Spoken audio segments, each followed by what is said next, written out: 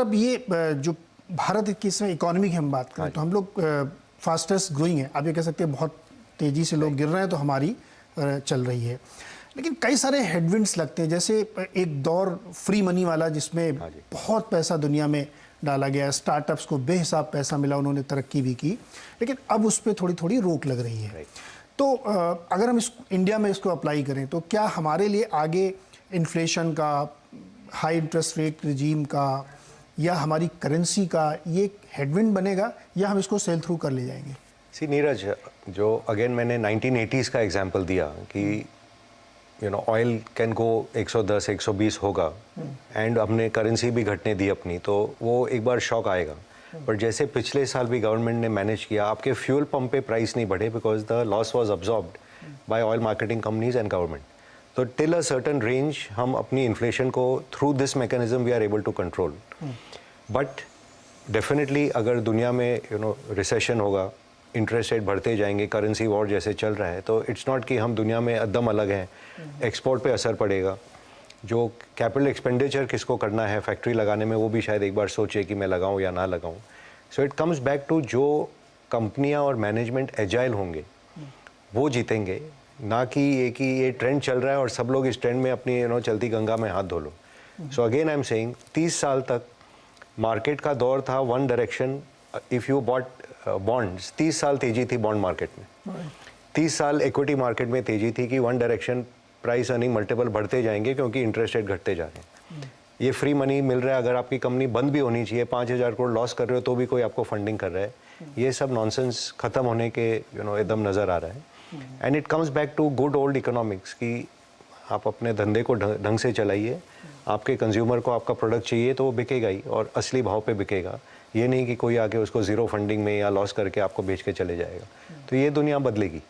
And ये trend भी अब ये नहीं है कि मैंने कहा जैसे फाइनेंशियल्स हमें अच्छा लगता है कि हर फाइनेंशियल शेयर चल जाएगा या हर आईटी शेयर चल जाएगा, ऐसा भी नहीं है।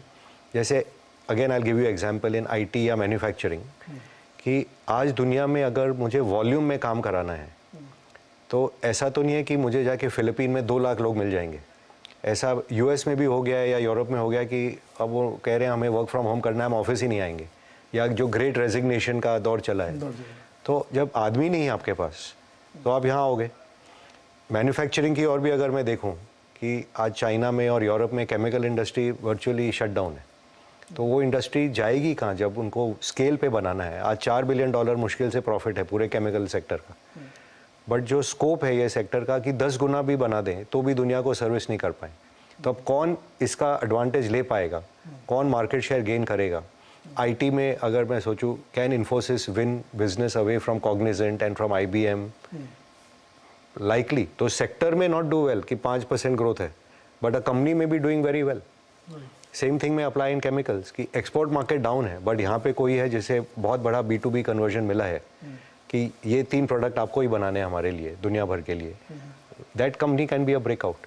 सो ये taking a country bet, sector bet, ETF, passive fund, ये दौर मेरे हिसाब से पीछे जा रहा है। And we are back to good old stock picking कि अपने कंपनी को ढूंढो, अपने धंधे को समझो, अपने भाव से लो, and that is the only defence you have. सच का सामना, सच का सामना सच का सामना हो रहा है। सर एक चीज़ और, आपकी बात से ही मुझे ये लग रहा है कि जैसे एक दौर था कि फ्री मनी मार्केट में थी, मार्केट ड्रिवन चीज़ें थी, अब कोविड की वजह से गवर्नमेंट ने किया। इससे एक मुझे लगता है कि जैसे आप कह रहे हैं कि अपने देश में बनाना पड़ेगा आपको, नियर शोरिंग करना पड़ेगा, कैसे आपके यहाँ तक आएगा? तो क्या एक मैसिव कैपेक्स की पूरी दुनिया में लहर चलने वाली है? सो दुनिया का तो पता नहीं, and there is a very famous economist Russell Napier जिन्होंने लिखा है इस विषय पर, and I would encourage readers if they are interested they should read. तो उनका ये मानना है कि the era of central banks dictating is gone, कि अब पावर पॉलिटिशियन ने वापस ले लिया है कि सेंट्रल बैंक, जैसे आप यूके में देख रहे हैं कि वो रेट हाई करने जा रहा था और यहाँ पे गवर्नमेंट टैक्स गिव अवे करके लिक्विडिटी को बढ़ाना चाह रहे थे, and eventually the markets voted them out. But जैसे यूएस में आज चल रहा है कि इंटरेस्ट रेट हाइक हो रहा है, वो पॉलिसी ऑलरेडी यूरोप में अबैंडन हो चुकी है। There is no quantitative tightening in Europe, money easing is on. Japan ने पहले ही कह दिया था कि हमारी करेंसी बड़े बाढ़ में जाए, 150 हो गया डॉलर के सामने, हम तो अपना 0 रेट 0.5% रेट ही चलाने वाले हैं।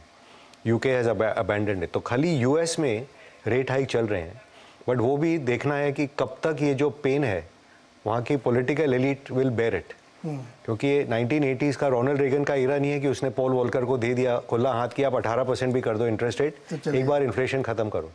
यहाँ पे तो इन्हें इलेक्शन फेस करना है। राइट, जैसे आपने सुना कि ऑयल के भाव स्ट्रेटेजिक रिजर्व से रिलीज कर रहे हैं, सऊदी चले गए कि भाव घटाओ, कि इलेक्शन नहीं तो मैं हार जाऊंगा। तो वो जब political class takes over central banking, तो ये जो बेवकूफ़ी हो रही है इन देशों में वो होने वाली है। नोपेक बना रहे हैं और इन्फ्लेशन कंट्रोल बिल लेके आए हैं यूएस, वो they will not be able to control it. तो ये इस तरह और ये मनी प्रिंटिंग, ये लोग वापस उसी मेडिसिन पे जाएंगे, क्योंकि the fact is they have hollowed out the economy.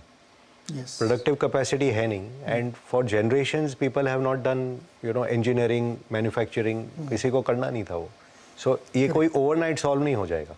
जैसे इंडिया फॉर एग्जांपल, अगर हम 25 साल से we are dependent on buying defence from outside, अब ये कोई 2 साल में सॉल्व नहीं होगा। हमें समझिए अपने लाइट एयरक्राफ्ट बनाने में 20 साल निकल गए, तेजस जो एयरक्राफ्ट आई है। हमें अगर अपना सबमरीन बनाना है या अपना एयरक्राफ्ट कैरियर बनाना है, ये बनते बनते भी 10 साल निकल जाएंगे।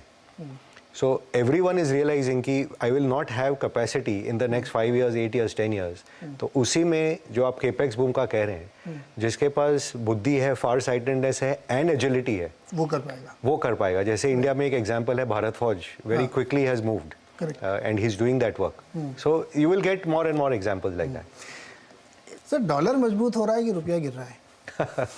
ये तो I need a special separate program with you on how we have not internationalized the rupee and we are bearing the consequences of that.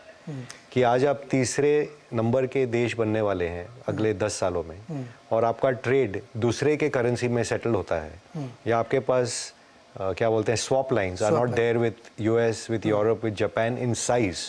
So you are having to accumulate reserves which they are printing that kind of money every 2-3 weeks. So the biggest flaw in our macro management, 90% हमने बहुत अच्छी काम की है, but ये जो basic flaw है वो नहीं ठीक किया है। और जब तक ये ठीक नहीं होगा, आज आप जैसे चाइना कहता है सऊदी से हम युआन में पेमेंट देंगे तेल का, आप भी दोगे तो रुपया लेगा और आपसे चावल खरीदता है, आपसे और भी कुछ खरीदेगा।